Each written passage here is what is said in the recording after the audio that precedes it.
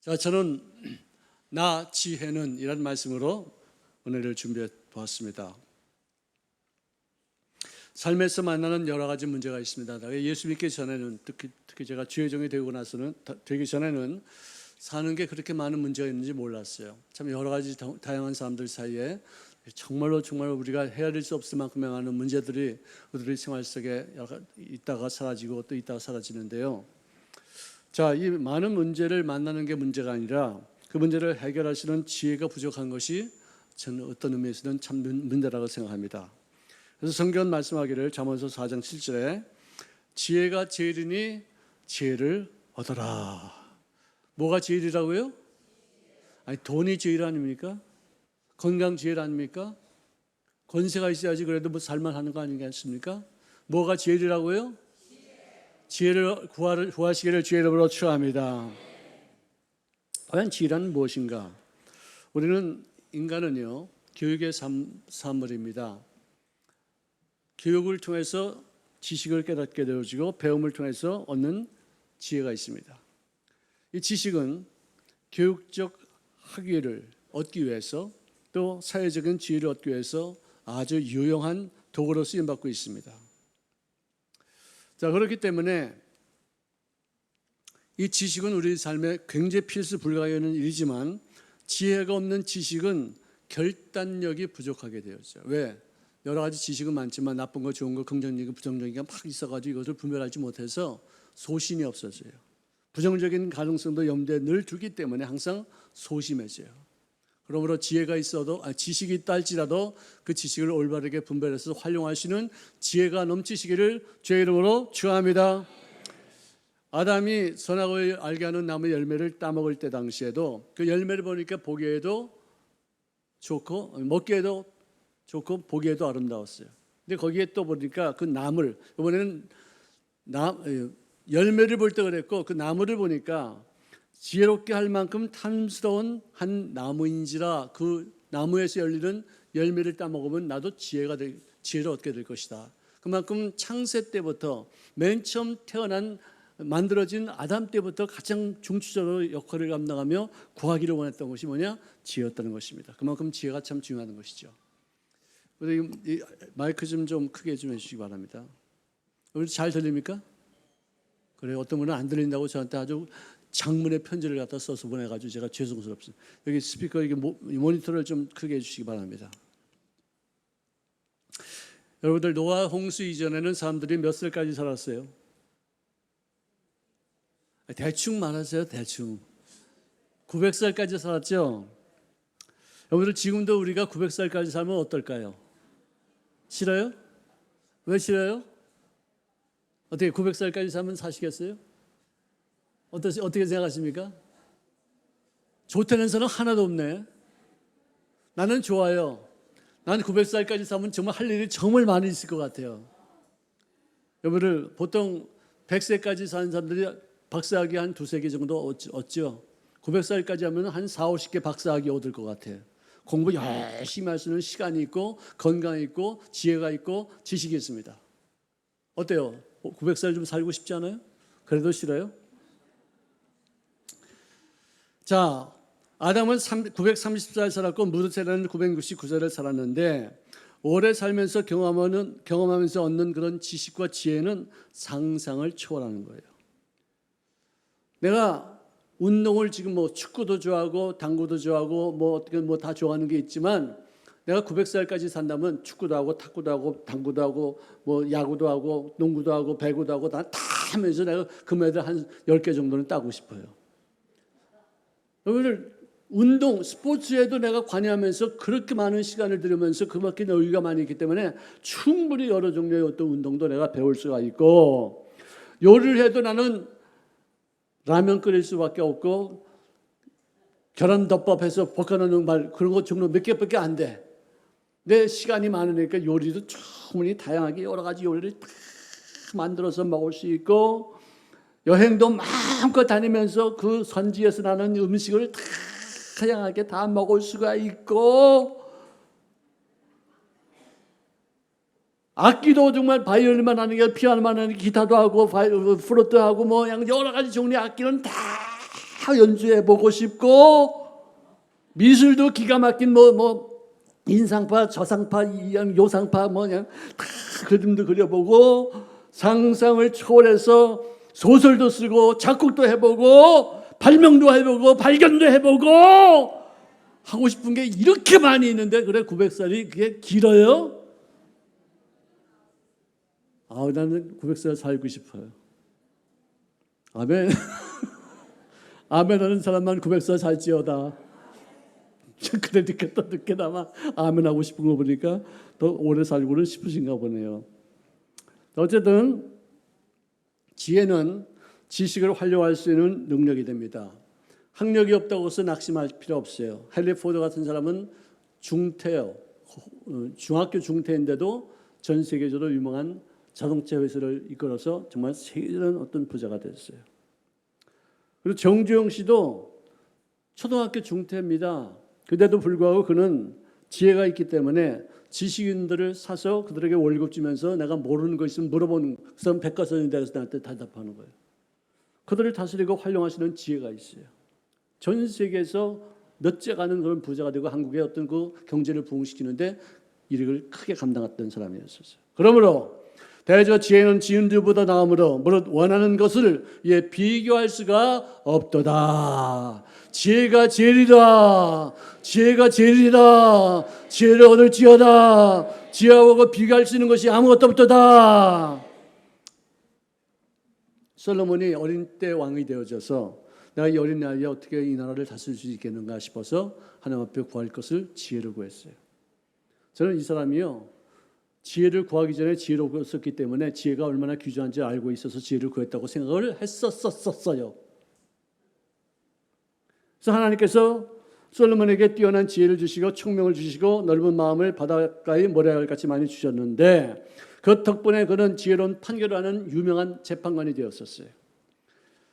어느 날 보니까 한 사흘 간격으로 출산한 두 직업 여인이 있었는데, 먼저 출산한 그 여자가 잠을 자면서 그 아이를 깔아서 잠으로 얼마나 밀어냈으면 자기 아이가 그렇게 깔렸는지도 모르고 그를 죽여. 정말 난 도저히 이해할 수 없는 거예요. 엄마들은 아이가 조금만 움직여도 금방 느끼고 조금만 찡얼거려도 금방 일어나는데 어떻게 자기 아이를 깔아 죽일 정도로 이렇게 감각이 없어. 밀원통이고 그냥 원수덩이고 진짜 이렇게 정말 한심한 여자였어요. 근데 꽤는 있어가지고 자기 아이가 죽은 걸 보고 나서 옆에 있는 자기 후배의 아이하고 이렇게 싹 바꿔놓는 거예요. 그것도 미련한 거지. 그거 바꿔놓는다고 해서 되는 거예요, 이게? 진짜 한심하게 짝이 없는 사람이에요. 근데 그 새벽에 젖을 먹이려고 이렇게 하다가 보니까 아이가 죽은 것을 이렇게 발견하게 되어지고, 근데 자세히 보니까 그것이 자기 아들이 아닌 것을 깨닫게 되어졌어요. 깨어나가지고 서로 간에 살아있는 아이가 우리 아기다, 내 아기다 서로 싸우다가 결국은 왕에게까지 앞에 가서 그 왕 앞에서까지 서로 다투고 서로 물고 찢고 싸우는 거예요. 그랬을 때 이 솔로몬 왕이 신하들에게 명합니다. 칼을 하나 갖고 와라. 칼을 다 갖다 놓으니까 이 아이를 둘로 잘라라. 반반씩 나눠주고서 이 싸움 그치도록 하라. 그러니까 진짜 엄마가 왕이시여, 그 아이를 그에게 주십시오. 죽이지 말고 살려주십시오. 아무쪼록 절대로 죽이지 마십시오. 제 거 아닙니다. 살리십시오. 근데 그 미련한 그 여자는 내 것도 아니고 네 것도 되지 않게 우리 서로 잘라서 나누자. 이런 미련통이가 어디 있어요. 솔로몬이가 아이를 살리라고 하는 그 어머니가 진짜 그 어머니니까 그 사람에게 아이를 돌려주시오. 이 재판이 끝나고 나서 엄청난 소문이 일어나고 전 세계에 있는 사람들이 전부 다 솔로몬이 얼마나 지혜로운 사람인지, 얼마나 훌륭한 사람인지를 보기 위해서, 또 만나기 위해서, 말하기 위해서, 같이 함께 식사를 하기 위해서 꽤나 많이 모였다는 것을 성경이 기록하고 있습니다. 여러분들, 예수 믿기 전에는 저는 지혜가 없었어요. 예수를 믿고 나서 성경을 읽으면서 어떻게 이런 말이 여기 기록되어 있는 것인가, 이렇게 해야지 되는 것이구나.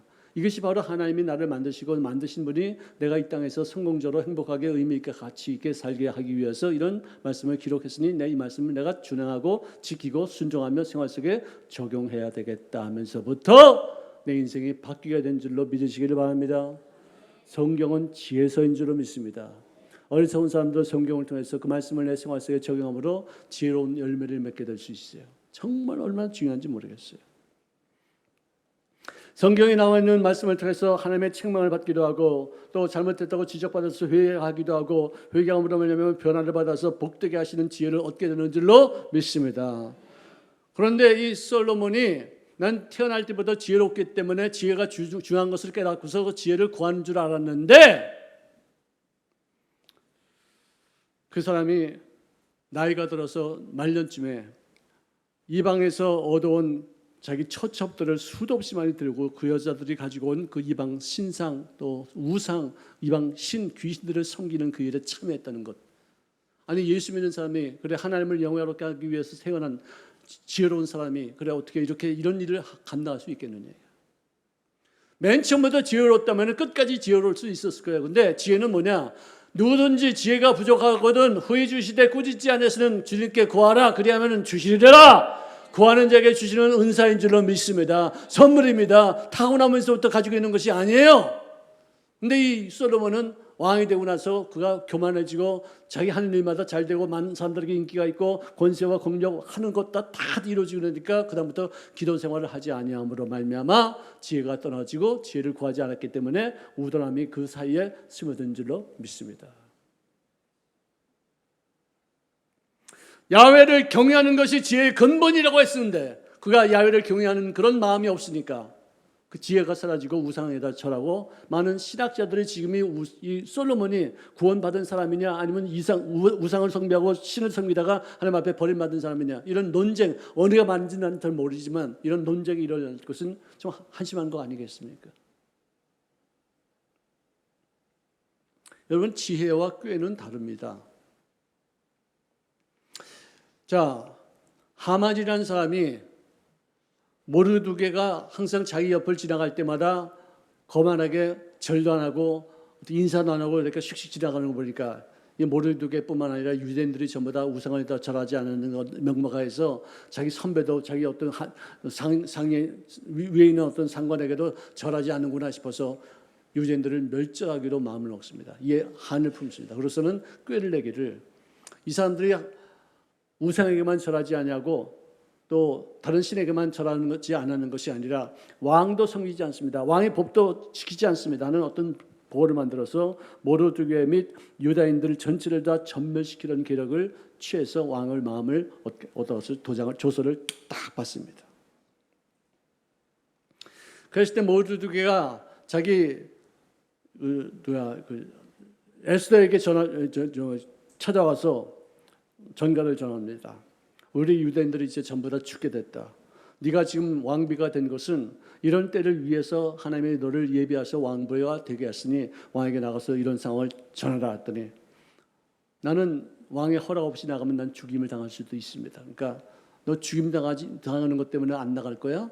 그래 누군가가 하나님께서 시키셔서 그 일을 감당하지만 너는 반드시 죽을 것이다. 너무 놀랐어요. 그러면 내가 죽으면 죽으리라 하면서 금식 4월 동안 하고 나서 왕에게 나가서 하는 말이 이것이었습니다. 하만이 유대인을 해치려고 한 악한 꾀가 있는데 그것 때문에 우리 민족이 다 망하게 되었습니다. 그를 제거해 주십시오.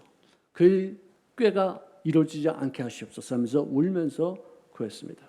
그 이야기를 들었던 왕이 하만과 그의 10아들이 모르드게를 잡아서 죽이려고 세워놨던 그 나무에 달아서 그들을 처치했던 것을 볼 수 있어요. 복이 있는 사람은 악인의 꾀를 쫓지 아니하며, 즉 다시 말해서 꾀라는 것은 뭐냐? 나 자신을 위해서 남을 해칠 수 있는 아이디어를 말하는 거예요. 내 유익을 위해서 남을 손해보게 하는 어떤 그런 것이고 그것이 꾀예요. 지혜는 뭐냐? 나에게도 유익이지만 남들에게도 유익이고 나도 살지만 우리 모두가 다 함께 사는 어떤 그런 생각. 나에게만 좋은 것이 아니라 우리 모두가 다 함께 좋아지는 어떤 그런 생각. 이게 지혜예요. 이기적이냐 이타적이냐 이 차이가 바로 꾀냐 지혜냐 이 차이가 있는 것입니다. 교만은 패망의 선봉이요 거만한 마음은 넘어짐의 앞잡이라고 성경 말씀하고 있는데 교만은 착각이요 교만은 무지의 극치요 교만은 어리석음의 소산입니다. 그러므로 교만한 사람들 어리석은 사람들까지도 말씀을 통해서 우리들이 삶에 주님의 지혜가 넘친 바 되어서 겸손하고 순종하고 남을 위해서 헌신하며 남이 어려울 때 도와주는 인생을 살 수 있기를 주의 이름으로 축원합니다. 지혜가 없으면 깨달음이 없습니다. 이해할 수 없습니다. 분별력이 없습니다. 나의 한계를 깨닫지 못하고 죽음 이후의 인생이 있다는 것을 전혀 관심도 갖지 않습니다. 사후의 세계에 무관심합니다. 이 땅에 살다가 죽으면 그것이 끝이니 내가 사는 동안에 내가 악이 받쳐서 그냥 등에다 칼을 꽂고 그다음에 목에다 피를 갖다 빠는 한이 있더라도 내 자신의 유익을 위해서 살겠다. 이것처럼 참 어리석은 얘기죠. 그래서 베드로전서 1장 24절에 보니까 모든 육체는 풀과 같고 그 모든 영광은 불의 꽃과 같으니 풀은 실고 꽃은 떨어지되 세세토록 남는 것은 오직 하나님의 말씀인 줄로 믿습니다. 말씀은 참 지혜로워요. 정말 내가 예수 믿기 전에는 그냥 내 판단대로 살았고 어떤 풍습에 의해서 살았는데 말씀을 보니까 창조주께서 지으신 최고의 피조물인 인간을 향하신 어떤 지시의 말씀이 있는데 그 말대로 따라 사니까 정말로 형통하고 잘되고 성공하고 또 건강하고 할렐루야 이런 일들이 생기게 될 줄로 믿습니다. 우리는 그야말로 풀과 같고 풀의 꽃과 같은 존재였지만 구원받은 이후에는 온 천하보다 귀한 한 사람 한 사람이 되어지게 된 줄로 믿으시기를 주의 이름으로 축원합니다. 여러분은 무신론 공산주의, 즉 하나님이 안 계시다 그러므로 인간의 힘으로 우리는 다 잘 살 수 있다고 여기서 있는 사람 것까지 뺏어가지고 없는 사람들에게 나눠주는 어떤 그런 공산주의 무신론자, 이거는요 이미 역사적으로 실패한 이념이었다는 것이 증명된 하나의 사건이었었어요. 근데 요즘도 이상하게 어떻게 이렇게 자본주의, 자유주의, 이렇게 민주주의 사회에서 아직도 북한을 옹호하고 북한을 어떤 사모하고 그 사회주의를 추종하는 사람들이 있다는 게 한 사람이 있어도 난 이상한 것 같아요. 도저히 난 납득이 안 가는 것이에요. 이런 사람들이 자기의 어떤 의지를 남들에게 밝히면서 사회를 갖다 이상하게 끌고 가고 정권을 이상하게 어지럽히는 어떤 그런 인생을 우리가 보여주고 있어요. 그런데 하나님은 잠언서 8장 15절을 통해서 말씀하시는 말씀이 나로 말미암아 왕들이 치하고 나로 말미암아 방백들이 공의를 세우며 나로 말미암아 의로운 재판장들이 바른 판단을 해서 다스리게 되어지고 나로 말미암아 돈도 벌고 금도 얻게 되어지고 부귀와 장수를 얻게 될 수 있는 것이 바로 나 하나님 한 분을 통해서 이루어지는 것인데 너희들 깨닫지 못하고 우리가 하나님 없이 그래 인간적인 방법으로 인본주의적인 어떤 그런 이념을 가지고서 공산화하겠다, 사회주의화하겠다, 그러고서는 잘 살겠다. 몇 명 사람은 잘 살아도 다른 사람들은 전부 다 노예가 되는 것이에요. 정말 이것이 어떻게 사람들에게 받아들여지는 이해가 안 가는 것이에요. 나를 사랑하는 자들이 나의 사랑을 입으며 지혜를 간절히 찾는 자가 지혜를 만나게 될 것이니라. 나 지혜는 여기서 잠언서 8장에 나오는 나라는 1인칭 대명사는 누구냐? 지혜를 말하는 것이에요.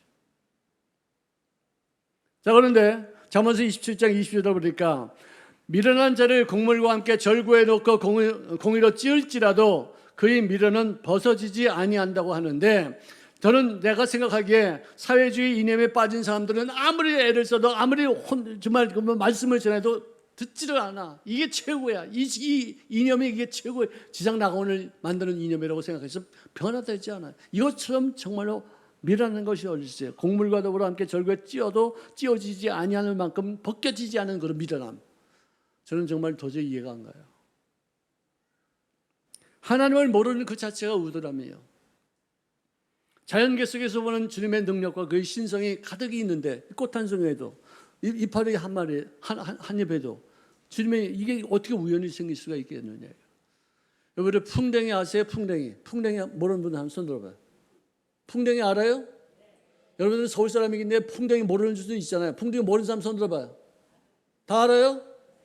풍뎅이가 어떻게 나는지 알아요? 풍뎅이 딱딱하잖아요. 껍데기가 있잖아요. 풍뎅이 나는 거 봤어요? 봤어요? 어떻게 서울 사람들이 풍뎅이 나는 걸 봤지?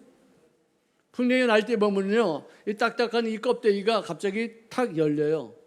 열려가지고 이렇게 돼요. 그 다음에는 그 속에 있던 얄팍하고 아주 하늘하늘한 어떤 그런 플라스틱 같은 날개가 착착착 접혀져 있다가 그게 하나씩 딱 이렇게 되면서 쫙 펴지면서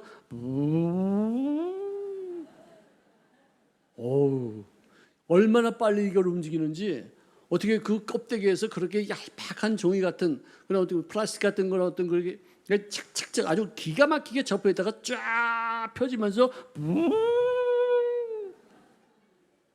신기하고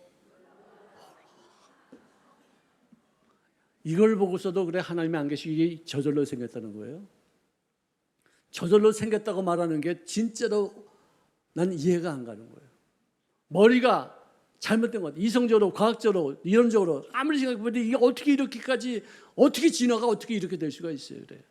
그렇게 진화가 되려면은 이렇게도 되겠다, 이렇게도 되겠다, 이렇게도 되겠다, 이렇게도 되겠다, 이렇게 하면 안 되겠다 이런 거 다 해가지고 그런 어떤 흔적들이 남아 있어야 되는데 풍덩이 이전에 있었던 것은 어디 있는지 몰라. 풍덩이는 풍덩이 하나만 남아 있어.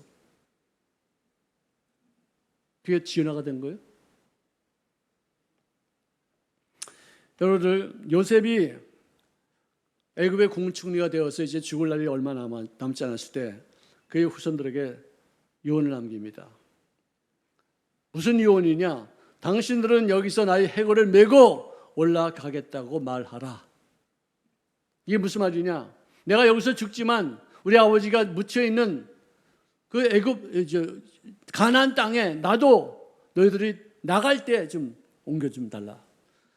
요셉은요 할아버지의 말씀을 그러니까 할아버지 고조 할아버지예요. 고조 할아버지의 말씀을 기억하고 있었어요. 하나님께서 약속하시기를 너희들이 400여 년 동안 애굽에 내려가서 종살이하다가 언젠가는 다시 400년이 끝나고 나면 올라올 것이라는 것을 가나안 땅으로 들어갈 것인 것을 그가 알고 있었기 때문에 그때 나를 잊지 말고 내가 유고를 파다가 거기다 갖다라. 나도 고향 땅에서 묻히고 싶다. 하지만 그때 당시에 애굽 사람들은 이집트 사람들은 시신에다가 방부제를 칠했어요. 방부제를 넣어가지고 썩지 않게 만들었어요. 지금도 그 썩지 않은 건 시신 미래가 되어서 지금도 발견되고 있어요. 왜 그랬을까? 이제 과학이 발달하면 우리가 시신도 썩지 않게만 만들어 놓으면 다시 이 땅에서 소생되어지고 다시 살아서 부활할 수 있겠다는 어떤 그런 생각을 하고 있었던 거예요. 그래서 방부제를 쳤어요. 지금도 그 미라들이 많이 발견되고 있지 않습니까? 요셉은 성경에 보니까 방부제를 칠한 것이 기록되어 있지 않고 향료를 발랐다고 그랬어요. 향료는 바르면 빨리 썩는 거예요. 이 땅에서 내가 뭐 다시 부활할 것도 없다. 난 다시 살아나지 않는다. 하지만 내가 여기서 살았고 그 다음에 하나님의 약속대로 너희들이 가나안 땅으로 옮겨갈 것을 내가 알고 있으니 너희들이 그때 가서 내 시신을 옮겨다가 나도 고향 땅에 묻히게 하더라. 나의 영원한 소망은 어디 있느냐? 천국에 있다. 세상 논리로는요 복음을 이해하기가 불가능합니다. 무기력하게 죽음당하신 예수님을 믿음으로 구원받는다? 납득이 가지 않는 그런 논리인 것이에요. 내 자신이 얼마나 큰 죄인인 것인가를 깨닫고 이 죄인들이 용서받고 구원받는 길이 어디 있는 것인가를 찾는 사람들에게만 제시된 십자가의 도가 있는 줄로 믿습니다. 십자가가 예수님께서 이 땅에 하나님으로서 이 인간의 몸으로 오시사 너가 받을 죄를 너가 받을 심판을 내가 대신 받고 십자가에서 못 박으시니 그 다음에 내가 너를 위해서 행한 그 모든 것을 기억하고 잊지 말고 그것을 믿을 때 너는 심판받지 않고 영생을 얻게 될 줄로 믿습니다. 이게 기독교의 가장 핵심적인 진리예요.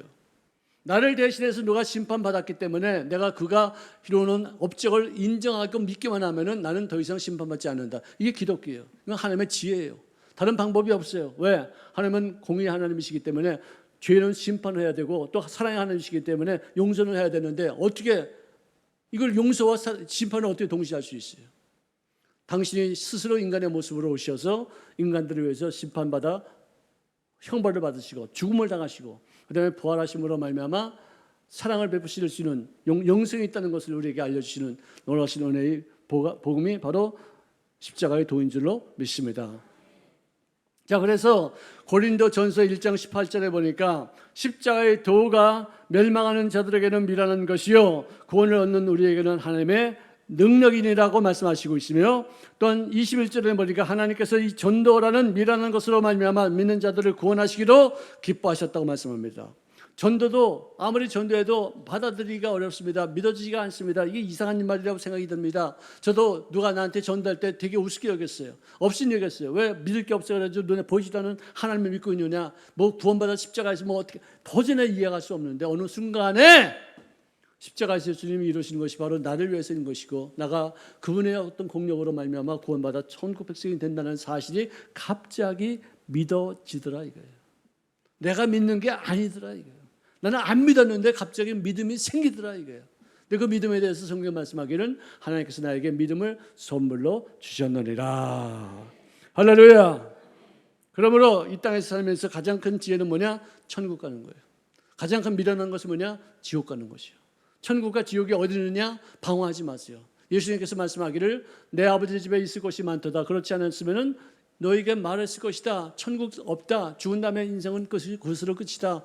살면서 아기 다투면서 살아도 된다. 개같이 살아도 된다. 짐승같이 살아라. 천국 없다. 그러고 살아라 라고 말했을 건데, 그러나 천국이 있기 때문에 사람답게 살아라. 하나님의 형상과 모양대로 지음받은 존재답게 이 땅에 보내신 아버지의 뜻을 이루면서 가치 있게 인생을 살아라 고 말씀하신 것이죠. 주님이 하신 말씀이 뭐냐? 정확히 다시 말합니다. 천국은 있는데 없다면 내가 없다고 말했을 거야. 없다라고. 네 마음대로 살아. 근데 있어 이놈아. 그러면 하나님의 뜻대로 살아야지. 그거예요. 정말 저는 이 말씀을 보고서 충격받았어요.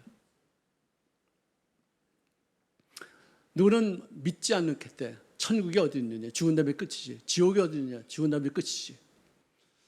그러면은요, 있는지 없는지 우리는 몰라. 그러면 몰라. 가본 사람들 없고 거기 갔다 온 사람도 없고, 죽은 문턱까지는 갔다 온 적이 있어도 직접 가본 사람이 이렇게 많지 않아요. 그러면은 만약에 없어도 내가 믿으면은 뭐 없으니까 다 없는 거지 뭐, 그죠? 믿어도 없으면은 있어도 안 믿어도 없어. 근데 만약에 있다면 어떻게 할 거예요? 예? 큰일 나네 이거. 그거를 대비해서라도 믿으시기를 바랍니다. 좋은 말 할 때 믿으시기를 바랍니다. 내가 저렇게 좋은 얘기를 그렇게 할 때 좀 믿으셔야지, 하나님 앞에 크게 혼나고 야단맞고 그냥 뭐 정말 막다른 골목에 처하고 병 걸리고 막 사업 망하고 집안 깨지고 이러고 나서 예수 믿으면 좀 좋게 말할 때 믿으면 게 훨씬 낫잖아요. 근데 우리는 어리석어서요. 정말로 대부분의 아마 예수 믿는 사람 100명 중에서 99명은 혼나서 예수 믿는 사람들이 많을 거예요. 우리 본 사람 어떠세요? 혼나서 믿으셨어요? 순순히 믿었어요? 예? 순수하게 믿었어요? 순순하게? 착하네. 나 이런 분들은 내 1000명 중에 한두 명밖에 못 봐요. 보통은 다 막다른 골목에서 오죽하면 예수 믿었겠어요. 얼마나 힘들었으면 하나님을 찾았겠어요. 여러분, 지혜롭게 큰 역경 겪지 않고 예수 잘 믿으시기를 주의 이름으로 축원합니다. 그 다음에는요, 우리가 이 땅에서 100년 안팎의 짧은 인생을 삽니다. 영겁의 시간에 비하면 점 같은 인생이에요. 근데 이 짧은 인생 속에서 내가 어떤 일을 하느냐에 따라서 미래가 결정되는 것이에요. 가난한 자를 불쌍히 여기는 것은 야훼께 꼬이는 것이니 그의 선행을 그에게 갚아 주시리라. 선행은 이 땅에 사는 동안, 이 짧은 시간 동안 가장 좋은 씨앗을 심는 지혜예요.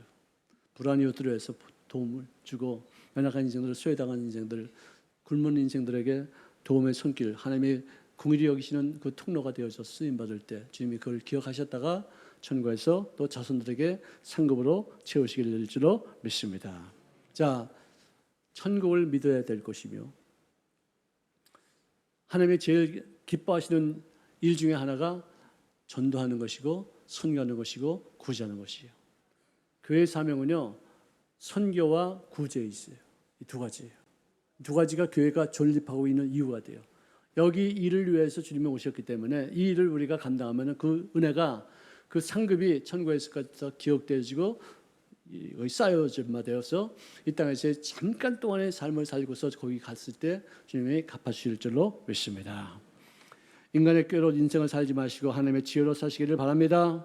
서구의 모든 문명의 배후에 있는 기독교 정신, 기독교 문화 때문에 이렇게 엄청난 그런 발전이 있었고, 우리나라도 그렇게 어리석은 인생을 살다가 지금 기독교의 문화가 들어와서 그래도 한국이 기독교 정신으로 조금이라도 만들어졌기 때문에 이렇게 세계적인 국가가 된 거예요. 아유, 목사님 그런 소리 하지 마세요. 내가 목사라서 하는 말이 아니에요. 한국의 정신을 개조한 것이 기독교 외 불교, 유교, 이슬람교, 마호메트교 다 한번 해보세요. 우리 정신을 바꿔놓은 것이 어느 종교인지 한번 생각해 보세요. 해보세요. 내가 목사라서 하는 말이 아니라 객관적으로 이렇게 묻는 거예요. 기독교가 했어요. 아멘? 아멘! 꿈을 갖는 것이 부처님이 우리 보고 꿈꾸라고 그랬겠습니까? 오르지 못할 나무만 오르지 못할 나무는 쳐다보지도 말라고 했는데 우리 기독교에서는 오르지 못할 나무만 골라서 쳐다보라고 그랬어요. 용서라는 말을 누가 했어요? 예수님이 하셨어요. 예수님이 친히 자기에게 못 박는 사람들을 위해서 기도하시고 너희들도 용서하라고 말씀하셨어요. 서로 감사하는 마음을 누가 가르쳤어요? 공자님이 감사하라는 말 했어요? 부처님이 감사하라는 말 했어요? 성경에 나오니까 범사에 감사하는 말이 처음 나오더라고. 우리 한국에서 우리 엄마, 우리 아버지가 서로 감사합니다, 여보 고마워요 한 번도 내가 들어본 적이 없어요. 나도 한 번도 해본 적이 없어요. 기독교에서 감사의 종교가 되어져서 우리에게 범사에 감사하라. 너희 구할 것을 감사함을 하나님 앞에 아뢰라. 감사에 대한 얘기가 참 많이 나와요. 누구 칭찬하는 거 우리가 있었어요? 없었어요. 다 기독교에서 나온 그 문화예요. 할 수 있다 하면 된다, 해보자. 믿는 자에게는 능치 못함이 없는데요. 잘 살아보세. 잘 살아보세. 싸우면서 우리가 건설하자. 이거 다 기독교 정신이에요, 다. 알기는 알아요. 여러분들은 다 아시지만 여기 한 사람이 딱 그걸 모르고 있어서 내가 다시 말한 거예요. 할렐루야. 여러분들 천대에 이르는 복보다 뭐냐? 영생의 복이 더 귀한 것이므로 여러분들 이 땅에서 그리스도를 통해서 영생의 복을 누리시고 또 사는 잠깐 동안의 삶에도 가치와 의미와 보람과 열매가 가득한 여생이 되시기를 주의 이름으로 축원합니다.